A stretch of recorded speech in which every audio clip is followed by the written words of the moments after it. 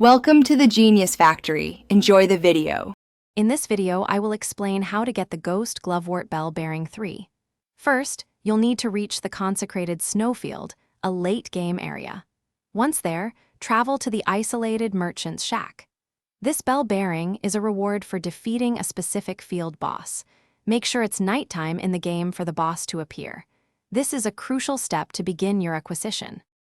To trigger the fight, ensure it is completely dark in the game world. You can easily advance time by resting at the nearby site of grace until night. Once night falls, simply walk towards the isolated merchant's shack. The bell-bearing hunter will then appear, ready for battle. Be prepared for a challenging encounter, as this foe is quite formidable. The bell-bearing hunter is a tough opponent, known for his aggressive attacks and shield. Focus on dodging his wide swings and shield bashes. Look for opportunities to counterattack immediately after he finishes a combo. Using spirit ashes can be incredibly helpful as they can draw the boss's attention, allowing you to get in free damage. Patience and timing are key to victory. Upon successfully defeating the bell-bearing hunter, you will receive the Ghost Glovewort Bell Bearing 3. Take this valuable item to the twin maiden husks at the round table hold.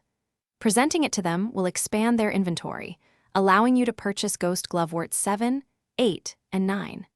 These are vital materials for upgrading your most powerful spirit ashes, enhancing your combat effectiveness significantly. Thanks for watching. If you found this helpful, don't forget to like and subscribe.